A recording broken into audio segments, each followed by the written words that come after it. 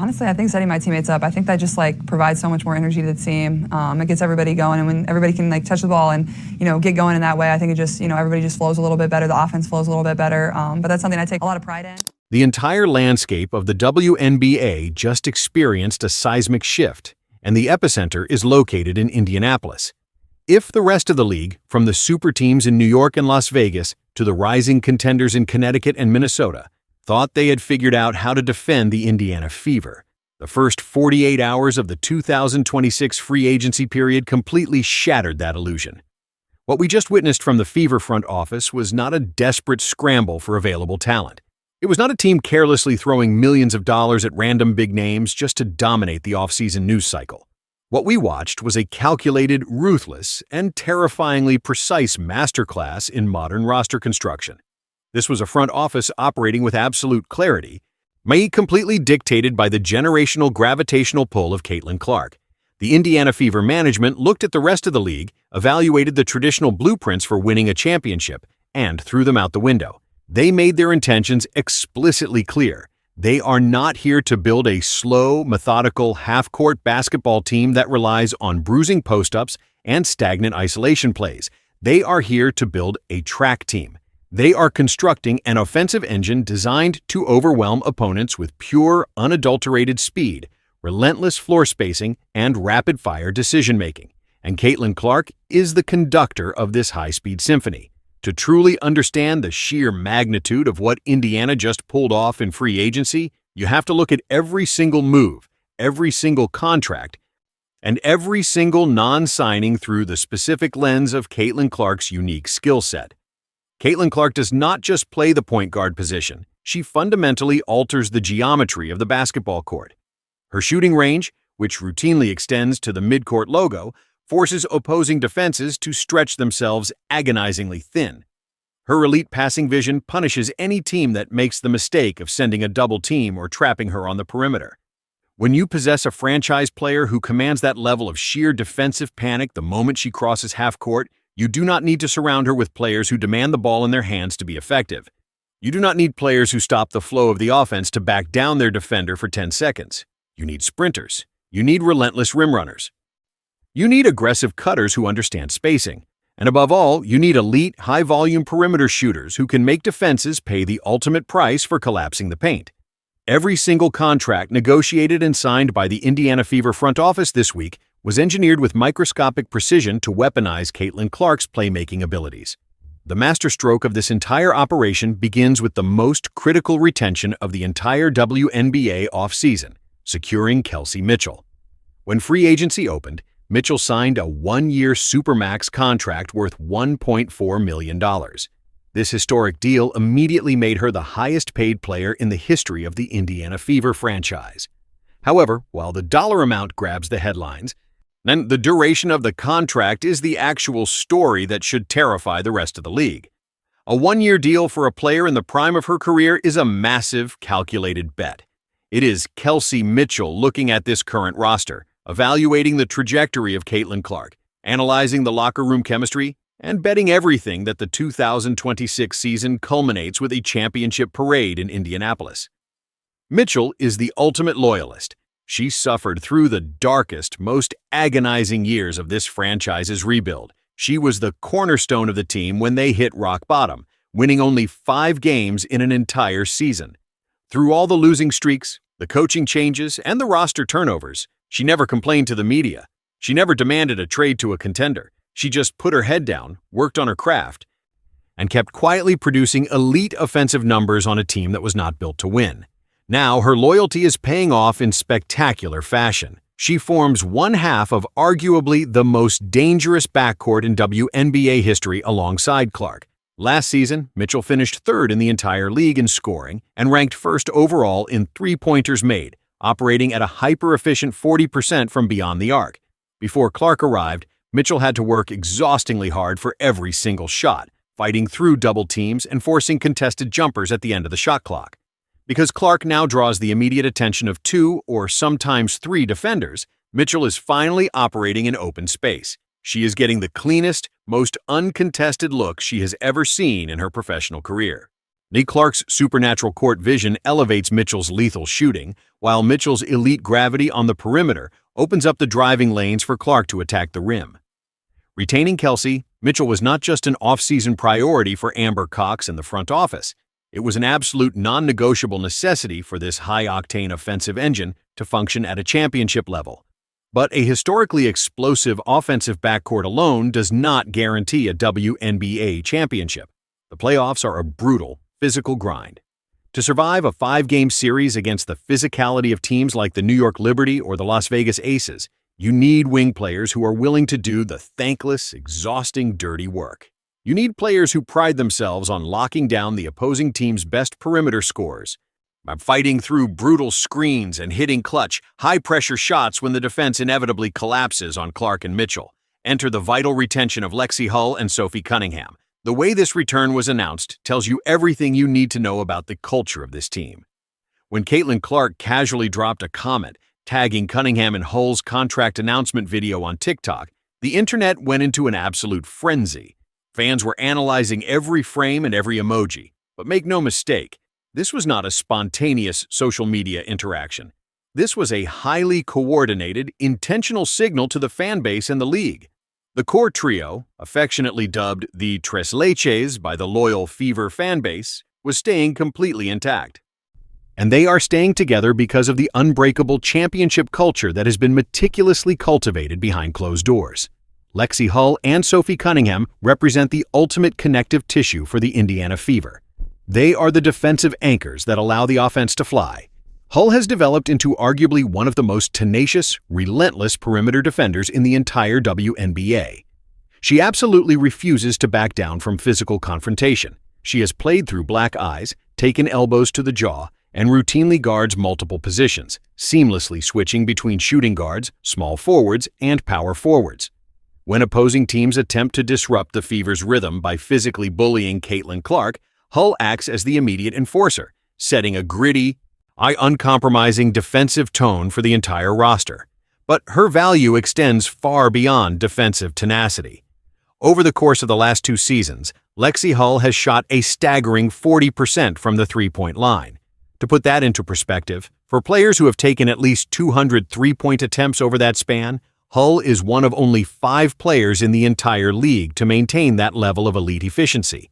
Sophie Cunningham brings that exact same fierce energy. She provides a hard-nosed, aggressive defensive mentality paired with elite floor spacing capabilities. Both of these crucial players agreed to highly team-friendly contracts. They intentionally left substantial money on the table when they easily could have secured larger paydays from desperate teams in free agency. Now, in the ruthless business of professional sports, players only willingly take a pay cut for one specific reason. They look around the locker room and they know, without a shadow of a doubt, that they are on the verge of holding a championship trophy.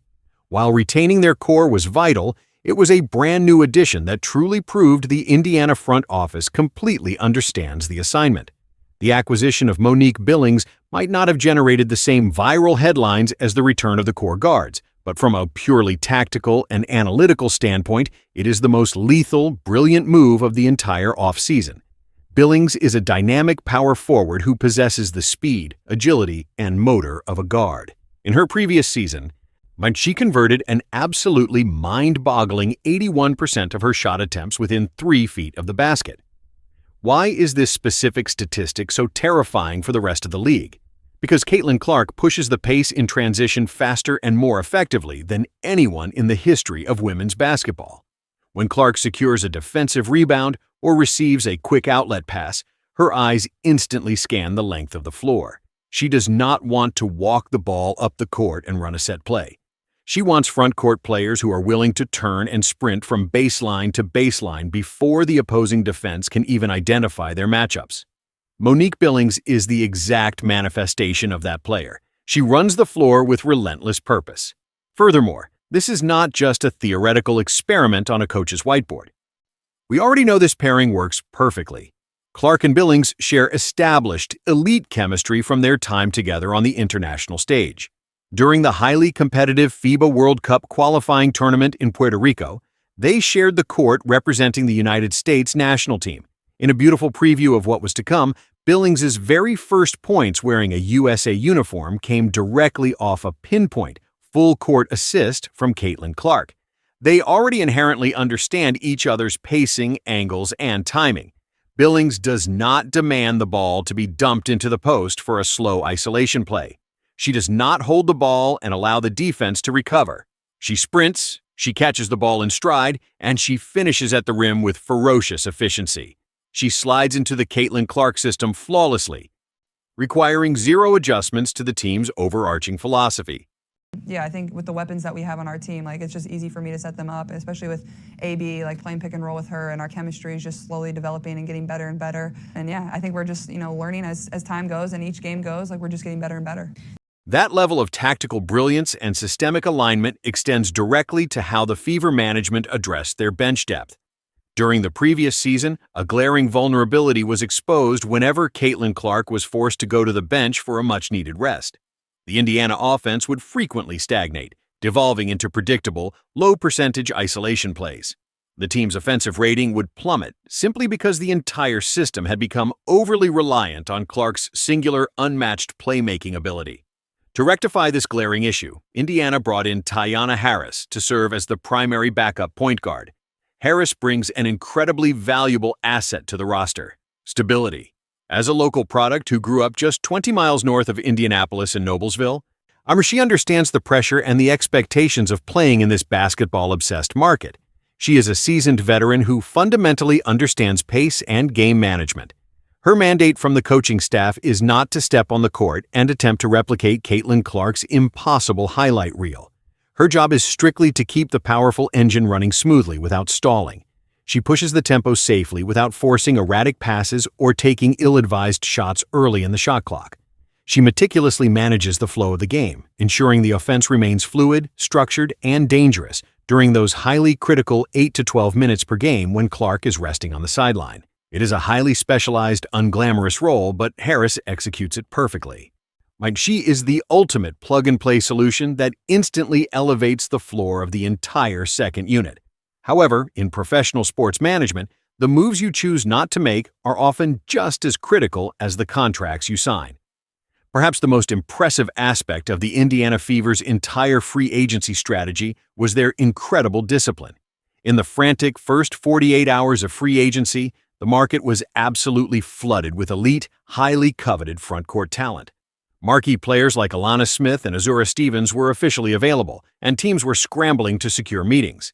Both of these athletes are incredibly talented, offering a rare combination of size, rebounding, and perimeter shooting. Consequently, both players and their representation demanded premium, maximum-level contracts. Many front offices in the WNBA would have panicked under the pressure. They would have thrown a maximum contract at Smith or Stevens, simply to make a massive splash in the media and appease impatient fans. But the Fever front office, anchored by the strategic minds of Amber Cox and Kelly Krauskopf, refused to blink. They sat down, ran the complex salary cap numbers, analyzed the tactical film, and realized a critical truth. Tying up massive amounts of long-term cap space on Smith or Stevens would severely cripple their roster flexibility for years to come.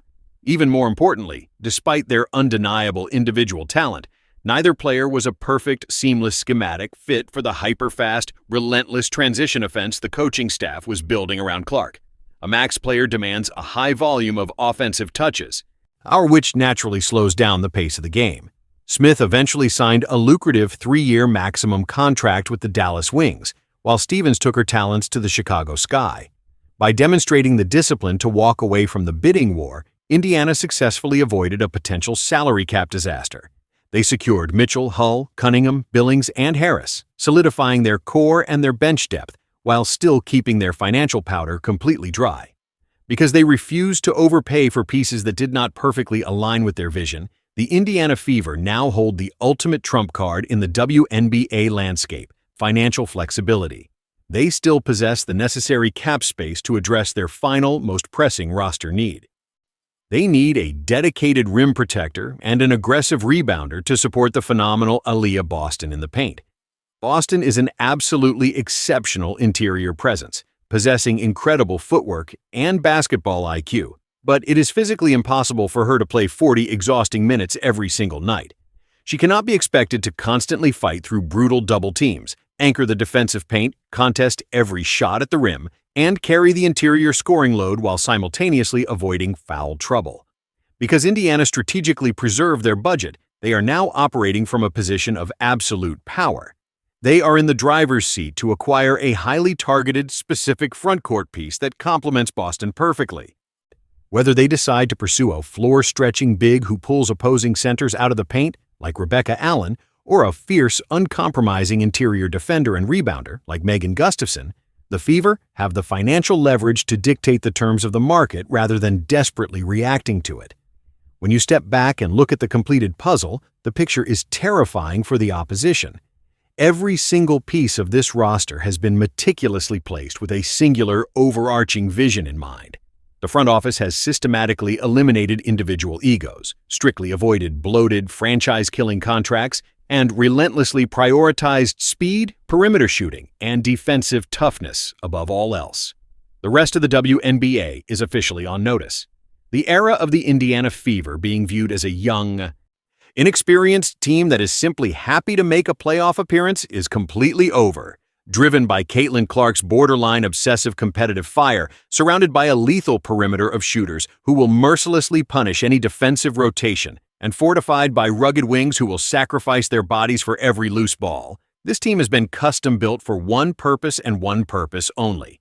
They are not entering the 2026 season just to compete. They are sprinting, full speed ahead, toward a championship.